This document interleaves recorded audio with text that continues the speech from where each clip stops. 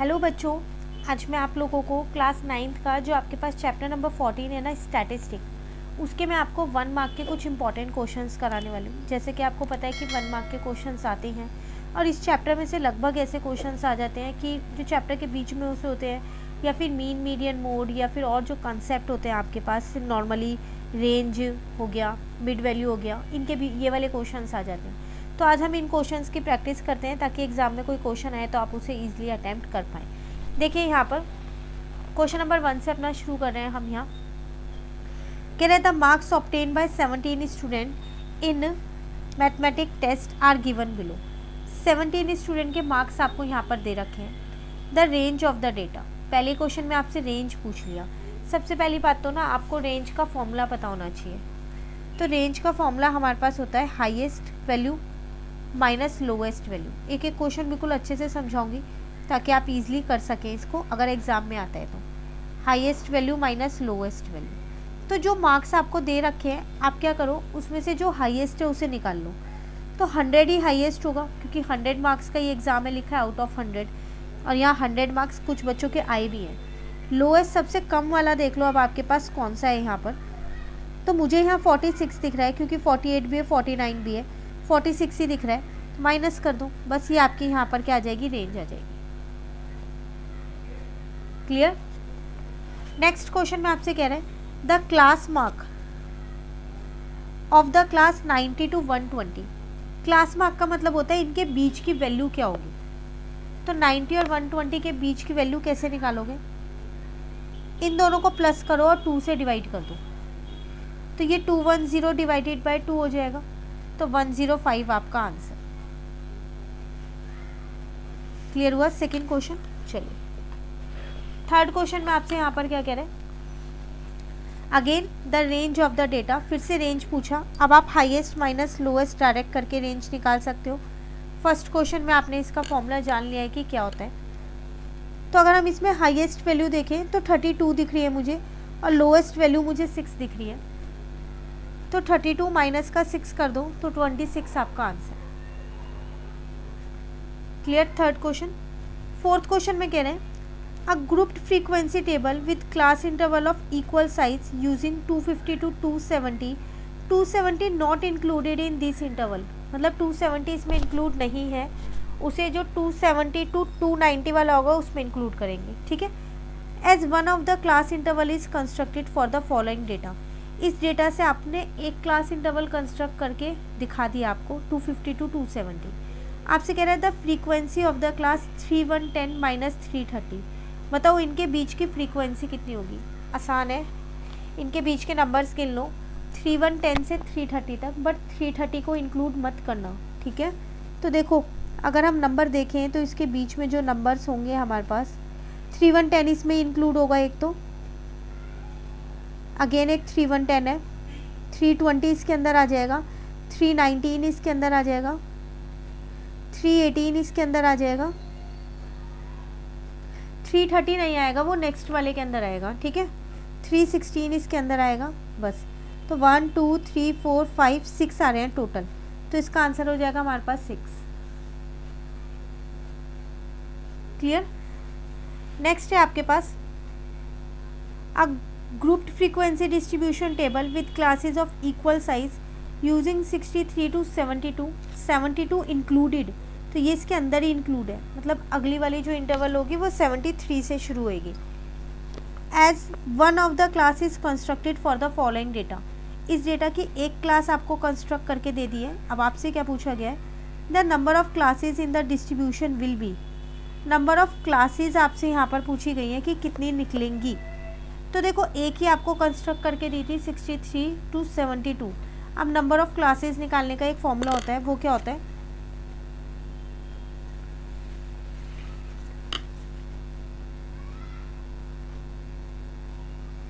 वो आपके पास होता है रेंज अपॉन में क्लास साइज। रेंज आपको पता है हाईएस्ट माइनस लोएस्ट। तो अगर हम अपने डेटा में देखें ना तो सबसे बड़ा नंबर मेरे पास 112 है और सबसे छोटा नंबर मेरे पास 14 है। ठीक है।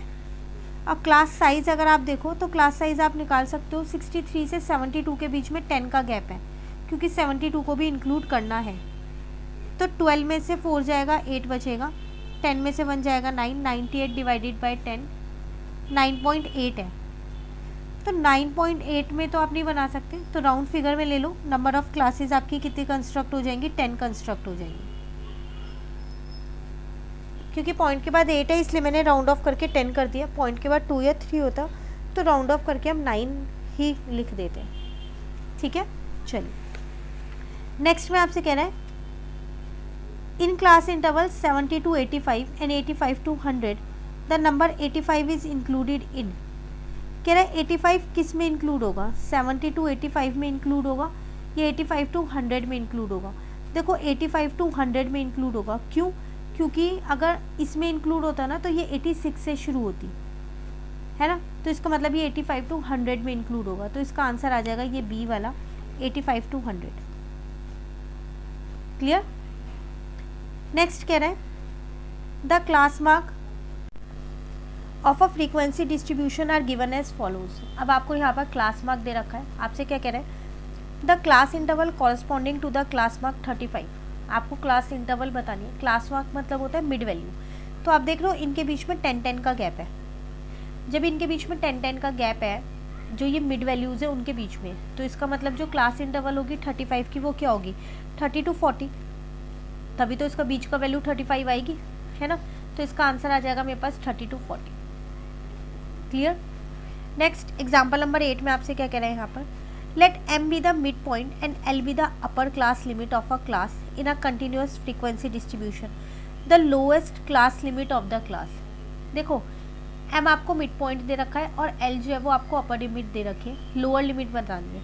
आपको पता है कि एक फॉर्मूला होता है कि जो मिड वैल्यू निकालते हैं वो कैसे निकालते हैं, जो अपर लिमिट होती है प्लस जो लोअर लिमिट होती है डिवाइडेड बाय 2 होता है, यही होता है।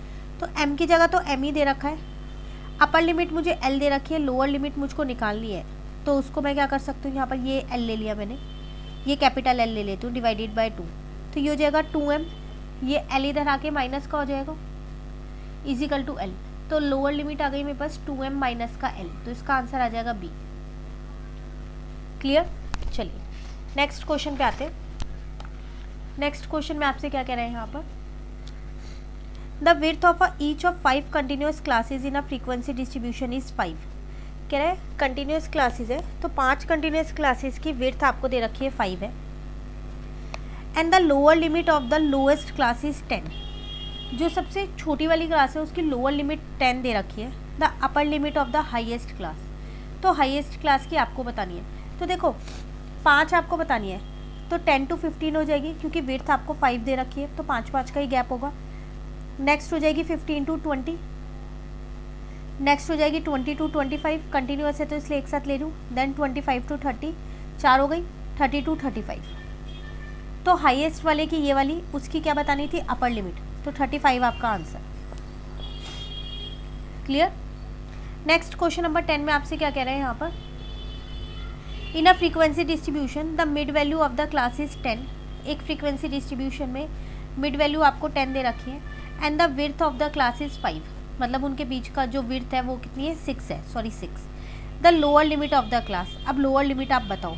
तो देखो ये कैसे निकालोगे, यहाँ पर आपसे यहाँ पर कह रहे हैं आपको मिड वैल्यू दे रखी है और विड्थ दे रखी है। आपको पता है कि जब भी आप क्लास लिमिट निकालते हो, जब कंटिन्यूअस में बनाते हो, तो आप क्या करते हो, जो भी आपकी विड्थ होती है उसका आधा, मतलब अगर 1 का गैप है तो 0.5 आप एक जगह से माइनस कर देते हो और 0.5 आप एक जगह प्लस कर देते हो। लोअर में माइनस करते हो, अपर में प्लस करते हो। अब यहाँ पर आपको लोअर लिमिट बतानी है, तो वो कैसे बताओगे आप। यहाँ कॉपी में अगर हम इसको यहाँ पर देखें तो क्वेश्चन नंबर हमारे पास 10 है ये। तो देखो बहुत आसान सा फॉर्मूला है, लोअर लिमिट निकालने का ये फॉर्मूला है x माइनस h/2। x जो है वो मेरी क्या है यहाँ पर मिड वैल्यू है और h आपको पता है वो विड्थ है, और अपर लिमिट निकालने का होता है x प्लस h/2। तो ये हो जाएगा 10 माइनस का 6/2, क्योंकि 10 मेरी मिड वैल्यू थी और h मेरा विड्थ था, वो 6 दे रखी है। ये हो जाएगा, ये माइनस नहीं है, ये लोअर लिमिट है, ये अपर लिमिट है, ठीक है, उसका साइन नहीं है। तो यहाँ आ जाएगा 10 माइनस का 3 7, 10 और यहाँ पर 3 तो 13। आपको कह रहा था क्या बताना है आपको, क्वेश्चन में लोअर लिमिट बतानी है। तो लोअर लिमिट कितनी आ गई आपके पास 7 आ गई, तो इसका आंसर आपके पास आ जाएगा बी। क्लियर। नेक्स्ट आपसे कह रहे हैं the class mark of a frequency distribution are, आपको अगेन ये क्लास मार्क दे रखे हैं, the corresponding to the class mark 28, the class बतानी है इस 28 की क्या होगी। देखो इनके बीच के गैप देखो, सबसे पहली बात 4 के गैप है इनके बीच में, है ना। अगेन जो अभी हमने क्वेश्चन किया आप उसी तरीके से इसको भी सॉल्व कर सकते हो। आपको यहाँ पर 4 के गैप दे रखे हैं, मतलब विड्थ 4 दे रखी है, और मिड वैल्यू आपके पास 28 है, क्योंकि 28 की क्लास आपको बतानी है। तो सेम यही वाला तरीका आप दोबारा लगा सकते हो यहाँ पर। तो 28 माइनस का 4/2 हो जाएगा, क्योंकि गैप 4 का है, और 28 प्लस का 4/2 हो जाएगा। तो 28 माइनस यहाँ पर कितना आ जाएगा 2, तो 26 लोअर लिमिट आ गई, 28 प्लस 2 और 30 आपकी क्या आ गई यहाँ पर अपर लिमिट आ गई। आपको क्वेश्चन में क्या बताना था, आपको क्वेश्चन में यही बताना है कि क्लास कौन सी होगी। तो 26 to 30 आपकी क्लास हो जाएगी। क्लियर। नेक्स्ट क्वेश्चन में आपसे कह रहा है the range of the data, आपको एक डेटा दे रखा है, रेंज बतानी है। रेंज आपको पता है हाईएस्ट माइनस लोएस्ट होता है, हमने स्टार्टिंग के 2 क्वेश्चंस में किया। तो अगर मैं यहाँ पर अपना हाईएस्ट नंबर देखूँ तो मुझे हाईएस्ट नंबर 41 दिख रहा है, और अगर लोएस्ट नंबर देखूँ वो मुझे 13 दिख रहा है। बस दोनों को माइनस कर दो और आपकी रेंज आ जाएगी, तो वो आ जाएगी आपके पास 28। क्लियर। नेक्स्ट क्वेश्चन में आपसे क्या कह रहा है the range of 10 observation is 15, इस बार रेंज आपको पहले से ही दे रखी है, and its highest score is 28, then the least score of the data is. आसान है, range is equals to highest minus lowest होता है। आपको इस बार रेंज 15 दे रखी है, हाईएस्ट वैल्यू दे रखी है, लोएस्ट निकालनी है। तो कैसे निकलेगी, 28 में से 15 को माइनस कर दो तो आपकी लोएस्ट आ जाएगी कितनी 13।